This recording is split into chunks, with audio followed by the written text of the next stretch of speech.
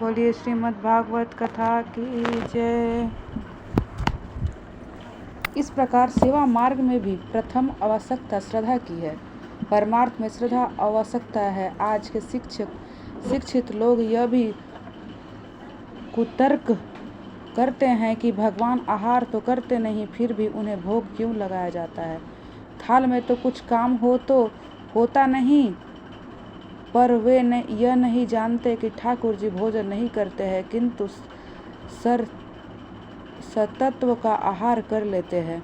वे रसो भोगता हैं। यदि वे सचमुच भोजन करने लगेंगे तो कलयुग में कोई भी भोग लगाएगा भी नहीं। इसमें संदेह है। ईश्वर को प्राप्त करने के लिए प्रति ज्ञान की आवश्यकता नहीं है।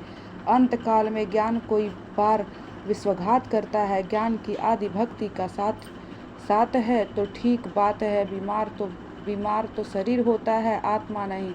ऐसे बात तो वेदांती भी नहीं कर सकता है, क्योंकि यदि वेदांती बीमार हो जाता है तो उसे भी औषधि का फलादि की आवश्यकता सताती रहती है।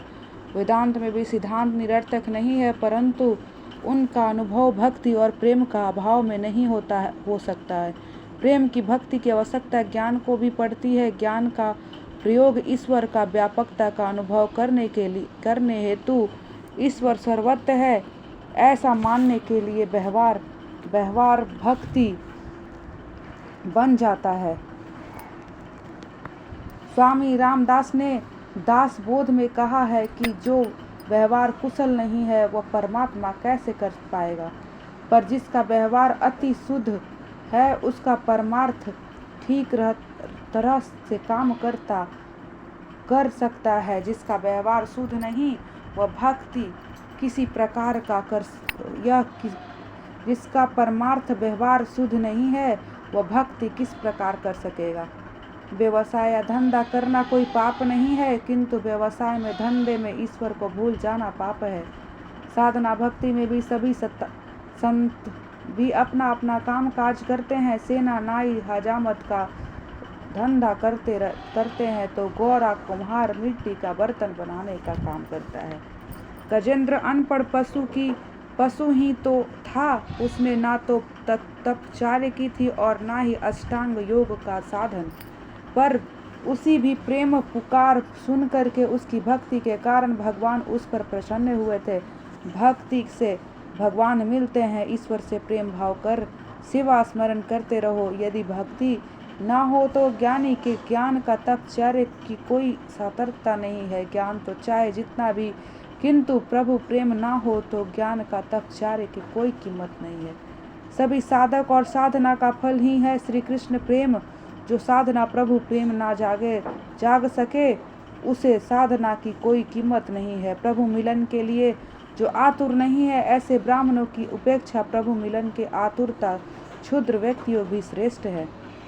प्रभु के प्रसन्न करने के दो साधक है, सेवा और स्मरण। प्रतिदिन 3 घंटे प्रभु की सेवा और स्मरण करो। इन 2 साधनों के साथ भगवान अवश्य मिलेंगे और किसी व्यक्ति किसी वस्तु की आवश्यकता नहीं है। दक्षिणा देने की पुण्य नहीं मिल सकता है। वह धन का सदुपयोग तो है, किंतु स्वयं भी सेवा स्मरण करना आवश्यक है। परमात्मा को प्रसन्न करने का साधना है प्रेम। सेवा और पूजन में धन नहीं, मन प्रधान है, सेना की प्रमुख वस्तु है।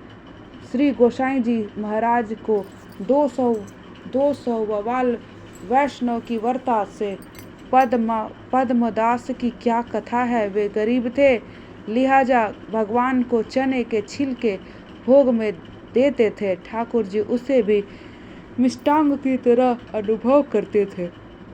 भगवान यह नहीं देखते थे कि उनका क्या देता है, वे तो मात्र यही देखते हैं कि कैसे भाव से दिया गया है। सेवा स्मरण और भगवान की सेवा साधन बन जाते हैं। एक नाथ महाराज सारा दिन अविरत प्रभु सेवा और भजन करते रहते थे, सो थक जाते थे। उसी ऐसी विराम सेवा को प्रभु दार्द्र हो गए। वे सोचते थे कि मेरी भक्ति में मेरे लिए कितना श्रम करता है, बेचारा थक कर चूर हो गया है, चलो मैं उसकी ही कुछ सहायता करूं, उसका श्रम कुछ कम कर दो। यह सोचकर भगवान ने ब्राह्मण का रूप धारण कर एकनाथ के पास आकर कहा, भाई मुझे अपना सेवक बना लोगे क्या? एकनाथ बोले, मुझे नौकर की जरूरत ही क्या है, मैं तो अपना सारा दिन प्रभु की स्मरण सेवा करने में बिता देता हूँ। भगवान, मैं तुम्हारा ठाकुर जी की सेवा करने में सहायता करूँगा। एकनाथ, मेरे जैसी तेरी इच्छा। हाँ, तेरा नाम क्या है? भगवान, मेरा नाम शंखागो है। और इस प्रकार सेवा करते करते 12 वर्ष गुजर गए। जिसे चंदन का तिलक लगाया जाता था वह स्वयं भी चंदन विसने लगे। तुलसीदास चंदन घिसे, तिलक ते रघुनाथ, वाली बात उल्टी हो गई। यह तो भक्ति की ही महिमा है। रुक्मिणी की सेवा में प्रभु प्रसन्न करके वैसे तो अधीन कर लिया था, फिर भी मात्र एक ही तुलसी दल से वे तुल गए थे। श्रीधर स्वामी ने हरि विजय में एक प्रसंग का वर्णन किया था। हर बार सत्यभामा के मन में अभिमान हो आया था कि प्रभु को यही सबसे प्रिय है। एक दिन नारद जी घूमते फिरते वहां पहुंचे तो सत्यभामा ने उनसे कहा, मुझे हर जन्म में यही पति मिले, ऐसे कोई उपाय बताए। नारद जी, आप जिस वस्तु का दान करेंगी वही अगले जन्म में आपकी प्राप्ति होगी। अतः यदि आप श्री कृष्ण को ही अगले जन्म में पति के रूप में पाना चाहती है तो उनका दान दीजिए। ऐसा दान देने के लिए सत्यभामा भी तैयार हो गई, किंतु ऐसा दान तो कोई स्वीकार करता